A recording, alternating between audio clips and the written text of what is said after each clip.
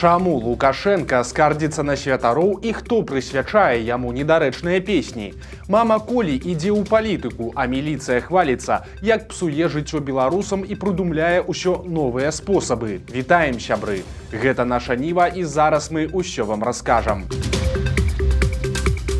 Маці Мікалая Лукашэнкі пачынае палітычную кар'еру. Галоўная доктарка рэспубліканскага клінічнага медцэнтра Ірына Абельская з'явілася сярод кандыдатаў у члены Савета Рэспублікі, якіх вылучылі Мінскі гарадскі савет дэпутатаў і Мінгарвыканкам. Акрамя маці малодшага сына Александра Лукашэнкі, у сенатары ад Мінска прапануюць вылучыць Наталю Качанова, Дмітрыя Баскова, галоўнага рэдактара газеты «Савецкая Беларусія» Дмітрыя Жука, хірурга-трансплантолага Олега Румо і яшчэ 4 чалавек, чые прозвішчы не такія вядомыя. Па законе цяпер за гэтыя кандыдатуры будуць галасаваць дэпутаты мясцовага савета. Падстаў меркаваць, што іх не ухваляць, няма, таму неўзабаве 58-гадовая Ірына Абельская пачне кар'еру і ў палітыцы.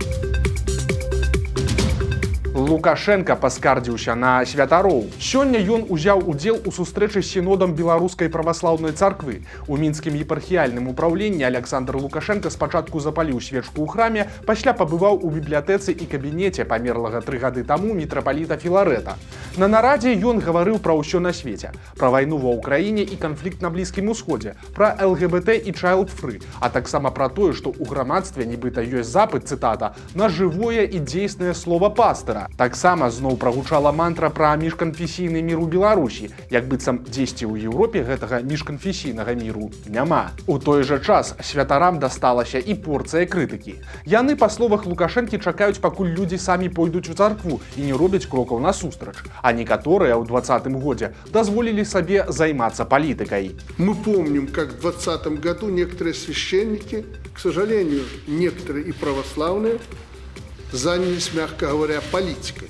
Скажу, для этого в государстве есть специальные институты и подготовленные люди. Дело церкви – задавать нравственные христианские ориентиры. Але ў тым, што беларусы адварочваюцца ад царквы, няма нічога дзіўнага, бо БПЦ спачатку ігнаравала ковід, а пасля ціснула на святароў, што асудзілі гвалт сілавікоў. Цяперашні мітрапаліт Веньямін шчыльна кантактуе з тымі ж сілавікамі, ездзіць у госці да Мікалая Карпянкова і ўзнагароджвае Івана Кубракова, а манастыры збіраюць грошы на падтрымку вайны і акупантаў. Калі гэта ў светапоглядзе Лукашэнкі задаванне маральных арыенціраў, то ў звычайных беларусаў, падобна, меркаванне зусім іншае. Нечаканы забочны суд. Справу за паклёп завялі на пенсіянерку з Глыбокага Людмілу Барэйку. 62-гадовая жанчына вядомая тым, што з яе падачы з'явіўся лозунг «Стоп таракан», які стаў мемам. У сакавіку 2020 года Людміла дала інтэрв'ю Сергею Ціханаўскаму, які завітаў тады ў Глыбокае. Гэтае відэа на канале «Краіна для жыцця» паглядзелі тады больш за 1,5 мільёна чалавек. Это как в сказке какой-то, когда был таракан всесильный, его боялись все звери, а на самом деле, когда показали, что он таракан, его можно раздавить. Вот так же и у нас получается. Сидят, наживаются, они получают несказанные богатства. Они живут, все чиновники, они живут как короли, они процветают, а вы живете в нищете. Сидите и говорите: ой, ну мне как-то добра, вон на хлеб, абы войны не было. Пазней Барэйка ўдзельнічала ў мірных пратэстах, за што правяла некалькі сутак у ізалятары і атрымала штраф. Праз палітычны пераслед жанчыне давялося з'ехаць з Беларусі. Цяпер жа ёй вырашылі адпомсціць больш сур'ёзна – пакаранне за паклёп да 3 гадоў калоніі. У той час, як Лукашенко разважаў пра ролю царквы ў Беларусі, суд адправіў у турму работніка архікафедральнага касцёла ў Мінску. Выкладчыка катэхізіса Уладзіслава Беладзеда судзілі ў закрытым рэжыме па 4 артыкулах крымінальнага кодексу: распальванне варожасці, абраза прадстаўніка ўлады і асабіста Лукашэнкі, а таксама распаўсюд і выраб кантэнту для дарослых. Суддзя Лена Ананіш прызнала яго вінаватым і прызначыла пакаранне ў выглядзе 3 гадоў пазбаўлення волі. Беладзеда затрымалі 31 мая мінулага года за удзел у акцыях пратэсту. Ён правёў 45 сутак на Акрэсціна. У гэты час прапагандысцкія каналы публікавалі пра яго абразлівыя допісы і апублічвалі падрабязнасці яго прыватнага жыцця. У беларускай міліцыі расказалі, колькі грошай сёлета стрэслі з беларусаў у якасці кампенсацыі за данаты. Тут нагадаем, як працуе гэтая схема.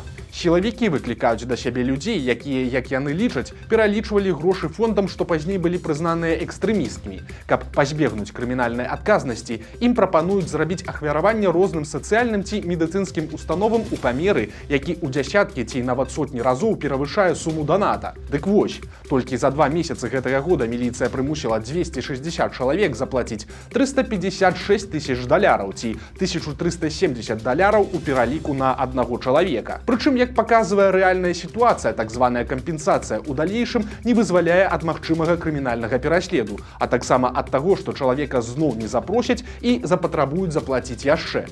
Як бы там ні было, падобна, што ў Беларусі знайшлі даволі эфектыўны метад абагачэння дзяржустаноў за кошт народа. У Варшаве прайшло развітанне з Лізай Герцэн, беларускай, якая трагічна загінула пасля згвалтавання ў цэнтры польскай сталіцы ноччу 25 лютага. Медыкі змагаліся за яе жыццё, але 1 сакавіка дзяўчына памерла, не прыходзячы ў прытомнасць. 25гадовую Лізу пахавалі на паўночных могілках Варшавы. На развітанне з ёй прыйшлі дзясяткі чалавек. Учора Лукашенко падпісаў указ аб памілаванні 15 чалавек. Дакумент не быў пакуль апублікаваны, таму прозвішчы ў ім невядомыя, як і той факт, ці ёсць сярод іх палітвязней. Дзяржсмі паведамілі толькі, што сярод памілаваных 9 жанчын, а 11 з 15 чалавек на момант здзяйснення злачынства былі непаўналетнімі. Пазней указ Лукашэнкі пракаментавала намесніца кіраўніка ягонай адміністрацыі Вольга Чупрас, у чыю сферу адказнасці ўваходзіць пытанне памілавання зняволеных. Чыноўніца назвала колькасць людзей, якую дакумент закрануў вельмі вялікай лічбай, і адзначыла, што абавязковая умова пасля вызвалення гэта працаўладкаванне. Таксама Чупрас спыталі пра памілаванне палітвязняў, і яна адказала так, што можа скласціся ўражанне, быццам Лукашенко толькі гэтым і займаецца. В 2021 году президентом было принято решение о помиловании в отношении 40% всех помилованных, и это было по тем лицам, которые совершили преступления так называемой протестной направленности. В 2022 году от общего числа помилованных эта категория составила 77%. Ну и в 2023 году мы знаем единичные случаи, помилования были. Але по афіцыйнай статыстыцы ў 21 і 22 годах у Беларусі былі памілаваныя ўсяго 52 чалавекі з улікам палітвязняў. Адзінкавыя выпадкі мінулага года гэта Роман Пратасевіч і Софія Сапега. Усяго на гэты момант лічба палітычных зняволеных у Беларусі складае больш за 1400 чалавек. Таму, разважаючы пра гуманізм Лукашэнкі, ягоная чыноўніца як мінімум недагаворвае. Падобна, што ўлады прыдумалі новы спосаб папсаваць жыццё беларусам, якія з'ехалі за мяжу. У верасні мінулага года з'явіўся указ аб забароне абменьваць пашпарты за мяжою, а цяпер беларусам, у якіх скончыўся тэрмін дзеяння дакумента, пачалі прыходзіць лісты шчасця, у якіх, як піша партал «Зеркала», аддзел грамадзянства і міграцыі пужае штрафамі да 4 базавых велічын за несвоечасовае атрыманне новага дакумента, а 4 базавыя гэта 160 рублёў. Журналіст партала «Зеркала» патэлефанаваў у 2 мінскія пашпартныя сталы з пытаннем, як пазбегнуць штрафу, калі жывеш за мяжою і на радзіму пакуль не збіраешся. І адказы выйшлі супярэчлівыя. У маскоўскім РАУ сказалі, што штрафаваць людзей у бліжэйшы час ніхто не збіраецца, а лісты гэта проста апавяшчэнне аб адказнасці. Але ў пашпартным стале савецкага РАУ паведамілі, што каб пазбегнуць штрафу, трэба паведаміць дзяржорганам пра наяўнасць дазволу на жыхарства ці іншага статусу легалізацыі за мяжою. Але ў любым разе аштрафаваць чалавека сілавікі змогуць толькі ў выпадку яго фізічнага знаходжання ў Беларусі і звароту па замену пашпарта. Маргарыта Ляўчук расказала пра свае праблемы. Спявачка цяпер жыве ва ўкраіне і ездзіць на фронт з канцэртамі для ваяроў. У інстаграме яна запісала эмацыйнае відэа, у якім расказала, што хоча жыць ва ўкраіне, але не можа атрымаць дазвол на жыхарства праз тое, што ёй адмаўляюць у страхоўцы за пашпарта Беларусі. Просто таму, што ўсе дамовіліся, як мне сказалі, між сабою не даваць беларусам страхоўку, таму што это дзіўна неяк гучыць, да, беларусу і страхоўку на жыццё даваць. Ну, дзе-то бачна ўвогуле, да? А мне сумна. Ляўчук кажа, што ёй крыўдна за некаторых украінцаў, якія дзейнічаюць насуперак закону, і што праз сітуацыю ў яе апускаюцца рукі і губляецца жаданне нешта рабіць. Пенсіянерку падманулі з дапамогай нейраазаронка. Апошнім часам махляры робяць відэа, дзе згенераваны нейрасеткамі прапагандыст прапануе укладацца ў акцыі Газпрама і зарабляць вялікія грошы. Выглядае ўсё гэта смешна, але аказалася, што некаторыя ўсё ж вядуцца. І цяпер сапраўдны азаронак сам напісаў, што нейкая беларуская бабуля, паглядзеўшы такую рэкламу, перавяла махлярам аж 15 000 даляраў. Прычым гэта ўжо не першы выпадак. Раней такім жа чынам іншая беларуска згубіла 13 000 даляраў, так што будьце пільныя. Верыць нельга ніякаму азаронку, ані сапраўднаму, ані віртуальнаму. Дзяўчына атрымала траўму на дні нараджэння сяброўкі, а пасля ёй давялося скардзіцца ў пракуратуру. Жыхарка Магілёва атрымала пералом касцей правага сцягна, калі на яе ўпалі двое гасцей, што танцавалі побач. З ліпеня яна атрымлівала бальнічнае ў меншым памеры, бо ў фондзе сацабароны палічылі, што траўма была атрыманая з-за алкагольнага ап'янення, але магілёўчанка з гэтым не пагадзілася і пайшла са скаргай у пракуратуру. Там довады дзяўчыны прызналі абгрунтаванымі, бо траўму яна атрымала па віне іншых грамадзян. Сілавікі запатрабавалі пералічыць бальнічныя і ў выніку гераіні гісторыі выплацілі 2400 рублёў, а ў далейшым дапамога па непрацаздольнасці будзе выплачвацца ў поўным аб'ёме. Лукашэнку прысвяцілі чарговую крынжовую песню. Праўладным творцам трэба пастаянна змагацца за месца пад сонцам, таму яны вымушаныя генераваць новыя шэдэўры. На гэты раз прыдворны кампазітар Яўген Алейнік, імкнучыся дагадзіць уладзе, можна сказаць, перастараўся. На канцэрце, прысвечаным 20годдзю сямейнага дуэта Алейніка і спявачкі Аўры, прэзентавалі новую песню. У ёй аўтары не проста услаўляюць Лукашэнку, але і плююцца ў бок заходніх палітыкаў. Выканалі кампазіцыю мужчыну ў форме, а слухачы сустрэлі яе стоячы.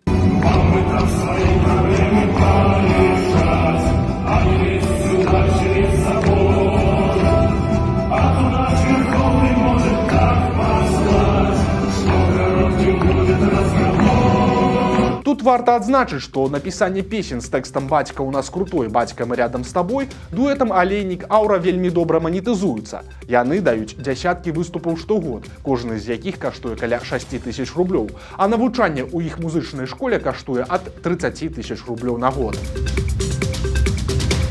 Беларусы зрабілі лебедзю пратэзы лап на 3D-прынтары, а той ужо вучыцца на іх хадзіць. Жахлівую гісторыю са шчаслівым канцом расказаў партал «Онлайнер». У лютым у рэдакцыю звярнуўся прытулак для дзікіх птушак з незвычайнай просьбай адшукаць людзей, каб зрабіць пратэзы лебедзю, якому нехта адстрэліў лапы. Адгукнулася даволі шмат ахвотных, і патрэбную мадэль надрукавалі на 3D-прынтары. Цяпер птушка спрабуе карыстацца новымі лапамі.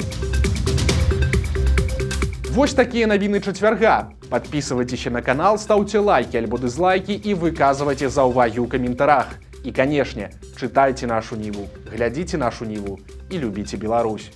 Сустрэнемся заўтра.